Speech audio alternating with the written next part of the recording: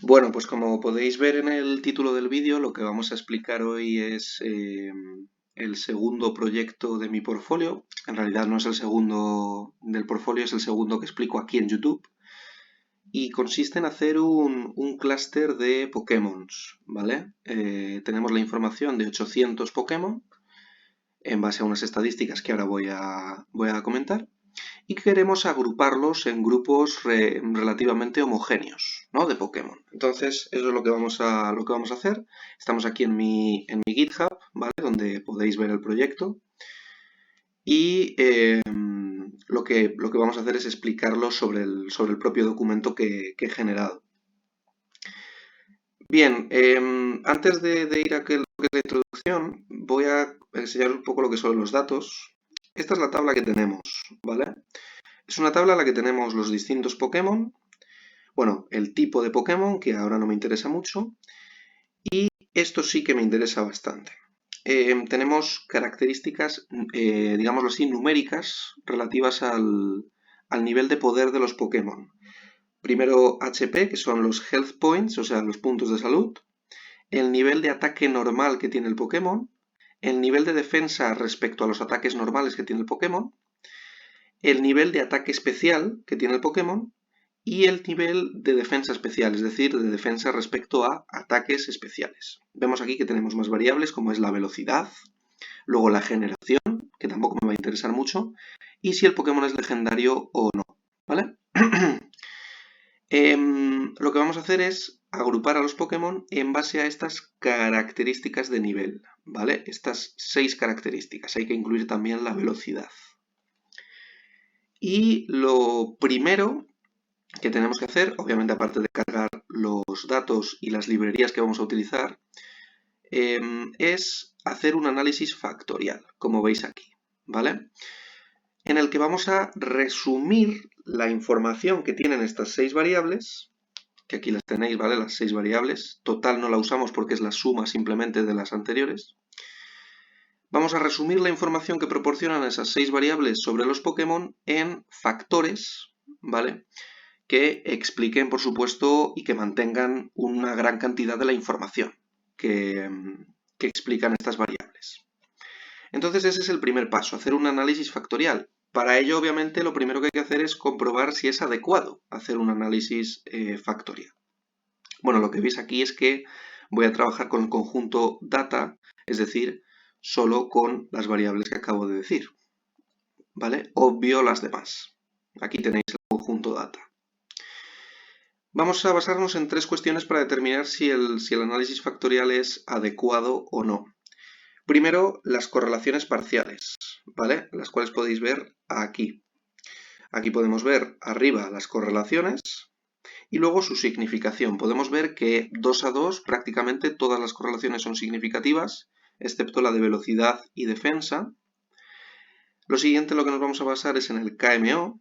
El KMO lo que mide es el nivel de correlación multivariante, es decir, nos interesa que todas las variables estén correlacionadas entre sí. Mide ese nivel respecto al nivel de correlación parcial, es decir, el nivel de correlación que tienen solo con algunas, ¿vale? Nos interesa, obviamente, que, como digo, que sea una correlación que tengan entre todas, ¿vale? KMOs superiores a 0,6 se suele aceptar como válido, perdón, y KMOs individuales de cada variable se suelen aceptar válidas a partir de 0,5, ¿vale? Lo óptimo, obviamente, a partir de 0,7 en los dos casos. Pero bueno, vemos unos KMOs adecuados para hacer un factorial, en base a mi criterio, claro. Y luego la tercera cuestión es el test de Bartlett. El test de Bartlett nos va a comprobar si la matriz de correlaciones, ¿vale?, es igual a la matriz identidad, digámoslo así. Es decir, si las correlaciones son 0, ¿vale? Obviamente aquí nos da un p-valor de 0,000, es decir, clarísimamente rechazamos esa hipótesis. Aquí tenéis lo que son las correlaciones, bueno, pues graficadas en una forma un poquito más visual, como pongo aquí, de ver las correlaciones. Aquí tenéis un poquito lo que es la explicación de que yo considero que en base a estos 3 criterios o estas 3 cuestiones veo un suficiente grado de correlación multivariante para realizar un factorial y resumir esas 6 variables en factores. Bien, entendido que sí que se puede hacer un factorial, hay que elegir el número de factores. Y esto lo vamos a hacer con las puntuaciones de Kaiser o el método Kaiser, que lo tenemos con la función eigen, ¿vale? En R, aquí tenéis lo que es los números y aquí lo tenéis ploteado, lo voy a ver ploteado. Básicamente lo que nos dicen estas puntuaciones es, vale, si extraes un factor, la variabilidad o el autovalor de ese factor es 2,7. Si extraes el segundo factor es 1,09. Y si sigues extrayendo, puedes extraer hasta 6 factores, porque hay 6 variables, pues tenés aquí sus autovalores. Lo que nos interesa es que los autovalores sean superiores a 1, porque eso quiere decir que el factor que resume variables explica más que lo que explica una variable por sí misma. ¿Vale? Como veis, el método nos dice que nos vamos a quedar con 2 factores, porque solo 2 factores tienen una puntuación eigen superior a 1. Así que, determinado que vamos a hacer un factorial y determinado el número de factores, aquí tenéis qué método vamos a realizar. No me detengo mucho en esto, simplemente comprobamos 4 métodos: componentes principales, principales iterados, máxima verosimilitud y mínimos residuales. Para 2 factores, como veis, siempre vamos a extraer 2 factores y comprobamos qué método extrae 2 factores que explican mayor variabilidad y tienen un residuo más bajo. Si bien es cierto que componentes principales tienen un residuo alto, se suele considerar óptimo un residuo menor de 0,08. Si bien es cierto eso, el porcentaje de variabilidad que explica, ¿vale? de esas 6 variables, lo que explican los 2 factores que extrae componentes principales, pues es bastante superior y es el método que voy a elegir, aunque esto es totalmente subjetivo. Así que ahora simplemente es interpretar los 2 factores que extrae el método de componentes principales, ¿vale? Aquí lo veis, hago una rotación varimax para interpretarlos mejor y podemos interpretar los factores. Como veis, este factor primero, ¿vale? Aquí tenéis la interpretación.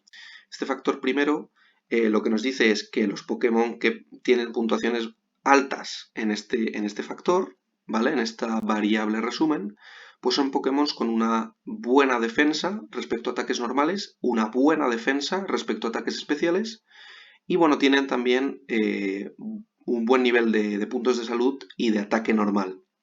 Lo hemos llamado el factor de equilibrio defensivo, es decir, son Pokémon, digámoslo así, pues eso, que están equilibrados y que tienen una buena defensa.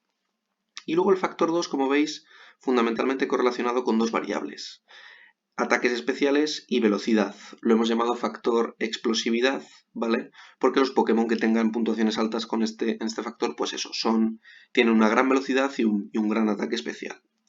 Así que con estos 2 factores resumimos las 6 variables iniciales, ¿vale?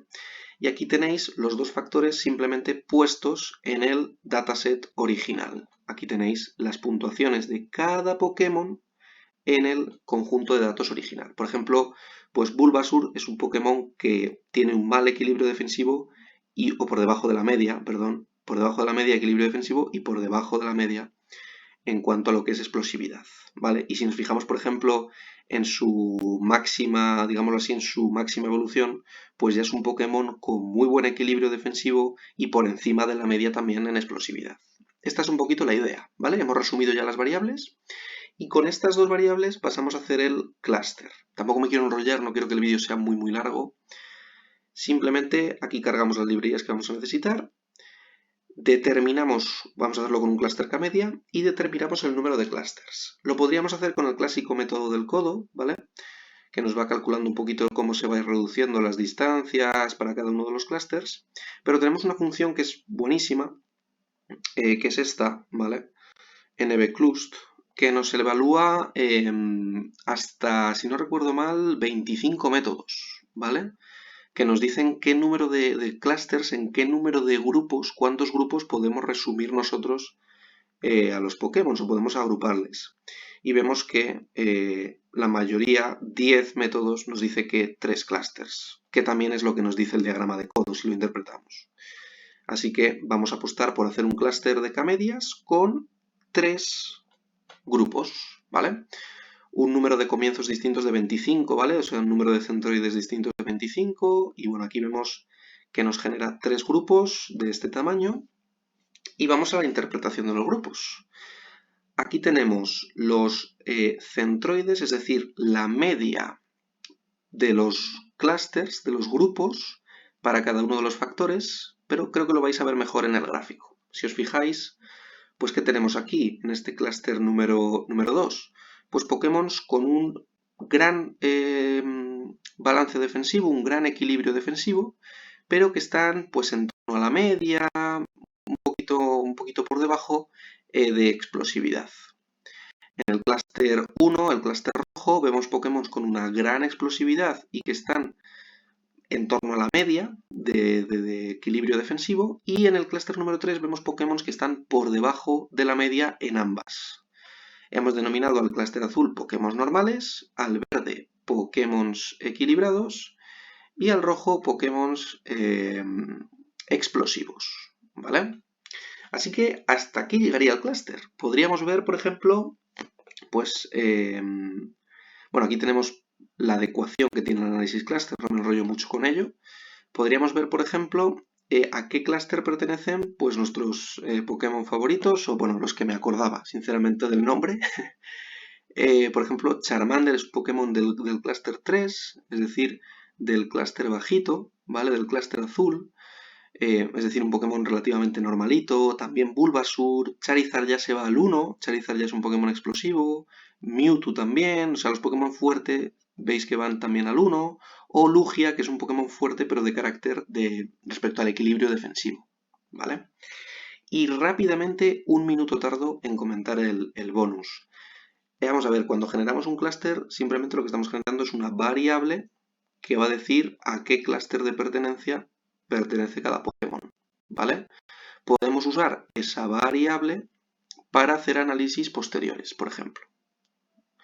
Y lo que planteo aquí es que esa variable clúster pues nos discrimina bastante bien a los Pokémon legendarios, ¿no? Imaginaos que quisiésemos hacer un modelo de clasificación que determinase si un Pokémon es legendario o no. Pues si una de las variables independientes fuese el clúster de pertenencia que hemos determinado, vais a ver que, por ejemplo, pues todos los Pokémon legendarios, ninguno está en el clúster azul, ¿vale? Ninguno está en el clúster 3. Y vais a ver que la mayoría, ¿vale? No una mayoría absoluta, pero la mayoría se encuentran en el clúster 1, también otros en el clúster 2. Entonces, es una variable que se puede utilizar para otro tipo de análisis. En mi caso, el proyecto simplemente consiste en agrupar a los Pokémon y caracterizar a los Pokémon en base a segmentos o grupos. Así que bueno, espero haberme explicado relativamente bien y nos vemos con otro vídeo y con otro proyecto o con otro topic.